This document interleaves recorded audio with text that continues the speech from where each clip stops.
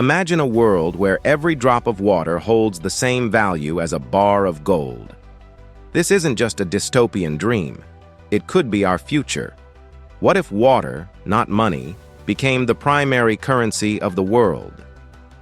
Today, we'll explore a reality where clean water defines wealth, reshapes geopolitics, and alters the course of human civilization. Stick around, because the ending might just blow your mind. We'll uncover secrets about how this shift could redefine power dynamics, everyday life, and humanity's very survival. Water has always been a precious resource, but throughout history, it's been treated as a given in many parts of the world. Ancient civilizations thrived around rivers like the Nile, the Tigris, and the Yangtze. Yet as industrialization boomed, water became more than just a life source. It became a commodity. By the 21st century, water shortages had already begun to surface. Reports showed that nearly 1 in 3 people globally lacked access to clean drinking water. Climate change, pollution, and overconsumption made matters worse, pushing humanity to the brink of a water crisis. Fast forward to the year 2045. A catastrophic global drought devastates agriculture, cities, and industries alike.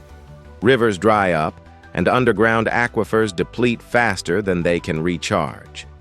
Meanwhile, widespread contamination of existing water sources from industrial waste and climate disasters adds to the crisis. In a desperate move to stabilize economies, global leaders declare water as the new universal currency. Traditional paper money collapses overnight, and the world plunges into a new era where water flows dictate power. The first major shift occurs in global geopolitics. Countries with abundant freshwater reserves like Canada, Brazil, and Norway rise to the top of the economic hierarchy. Canada, with its vast lakes and glacial reserves, becomes the wealthiest nation, a title it had never previously held. Meanwhile, Brazil's Amazon River transforms into a global water bank, with strict security measures to protect its resources. Norway's fjords, once a scenic wonder, now symbolize prosperity and stability. On the other hand, nations like Russia fall into chaos. Decades of neglecting environmental safeguards and rampant industrial pollution have rendered much of its water toxic. The contamination reaches critical levels due to radioactive fallout from old nuclear testing zones and severe industrial accidents. This creates a biological catastrophe, making Russia one of the poorest countries in this new water-based economy. Entire regions are abandoned as residents flee from poisoned rivers and lakes. The collapse of Russia's water resources triggers a humanitarian crisis, with millions displaced and dependent on international aid. Ukraine, however, emerges as a beacon of innovation. Ukrainian scientists, led by Dr. Oksana Malenko, develop a groundbreaking technology to purify even the most contaminated water. Using nanofiltration and advanced bioremediation techniques, they transform unusable water into pristine drinking water. This innovation doesn't just benefit Ukraine, it becomes a lifeline for other struggling nations. Ukraine's economy flourishes as it exports this technology, earning it a seat among the world's most influential powers.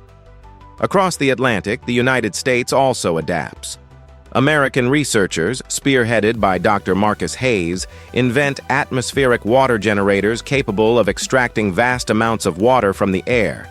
These devices become a lifeline for arid regions and boost the U.S.'s standing in the water-based global economy. Partnerships between Ukraine and the U.S. lead to the development of hybrid systems combining air extraction and purification for maximum efficiency.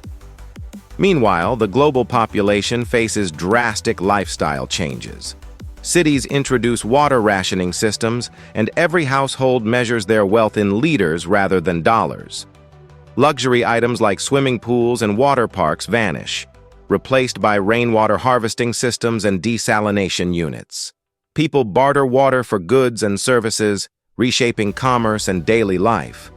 In bustling urban markets, Liters of water are exchanged for necessities like food and clothing, while electronic devices display real-time updates of water reserves. Culturally, the world undergoes a transformation. Songs, movies, and literature begin to reflect the reverence for water. Festivals celebrating rain become global events, uniting people in gratitude for each drop. Yet this new culture also fosters division, as the gap between water-rich and water-poor nations deepens. Traditional expressions of wealth, such as jewelry or luxury cars, are replaced by personal water reserves. Social status is defined by the ability to provide clean water to one's community. In Africa, nations like Ethiopia and Kenya, with access to the Nile, flourish, while others reliant on seasonal rains struggle. Water smuggling becomes a lucrative black market industry. Desperate communities dig illegal wells and pipelines, risking conflict and environmental degradation.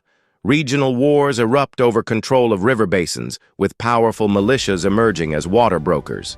International peacekeepers are deployed to safeguard key reservoirs and prevent escalation. The crisis eventually forces international cooperation. The United Nations establishes the Global Water Council, GWC, a governing body to regulate water distribution and prevent exploitation. Treaties are signed, mandating water-sharing agreements and the establishment of desalination plants in coastal regions. The GWC introduces water credits, a system where nations can trade surplus water on a regulated global market. This innovation helps stabilize regions on the brink of collapse. However, not all conflicts are resolved. Rogue states and powerful corporations hoard water, leading to skirmishes and protests. In a shocking turn of events, a cyber attack on Canada's water distribution system by an unknown entity nearly triggers a global crisis. This highlights the vulnerabilities of a water-dependent economy. Cybersecurity becomes a top priority as nations race to protect their water infrastructure from potential threats. Despite these challenges, humanity begins to adapt.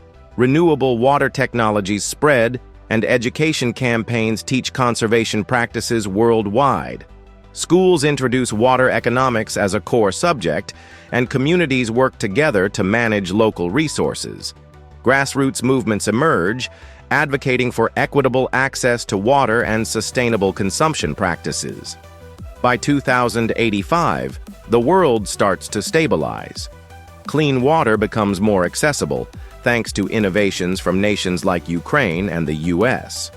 The GWC ensures fair distribution, and the concept of water wealth evolves into a balance between conservation and innovation. Global awareness campaigns celebrate the progress made, emphasizing the importance of never returning to the dark days of water scarcity. Reflecting on this alternate reality, we're reminded of the immense value of water. It's not just a commodity, it's life itself. The question remains, can we avoid this future by acting now? Will humanity learn to respect and preserve its most vital resource before it's too late? Experts warn that proactive measures today could prevent the scenario from becoming a grim reality. What do you think? Could water truly replace money? Share your thoughts in the comments below. If you enjoyed this dive into an alternate reality, don't forget to like, subscribe, and hit the notification bell for more stories from Chronicles of the Unthinkable. Together, let's explore the possibilities of what could be and learn from the lessons of what might never come to pass. But let's dig deeper. Imagine the psychological toll of a water-based economy. People would become obsessed with hoarding water, sparking paranoia and distrust among communities. Social norms would shift as every sip became a calculated decision, adding a layer of anxiety to daily life. The stress of maintaining water wealth would redefine relationships and community interactions. Cities would transform, prioritizing infrastructure designed to capture and store rainwater. Urban landscapes would feature towering reservoirs and intricate networks of aqueducts. The architecture would reflect humanity's desperation and ingenuity in preserving every drop. Green rooftops and vertical gardens become commonplace, designed to collect and filter rainwater for urban use. Education systems would evolve to emphasize water conservation from a young age. Children would grow up with a heightened awareness of their water footprint, learning innovative techniques to recycle and reuse. This cultural shift could pave the way for a more sustainable future.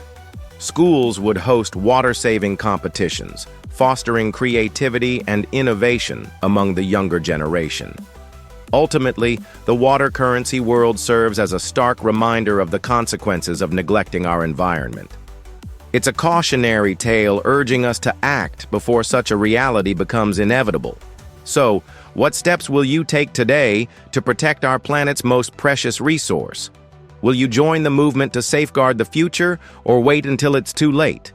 Let us know your thoughts and share this story to spread awareness of the critical role water plays in our lives.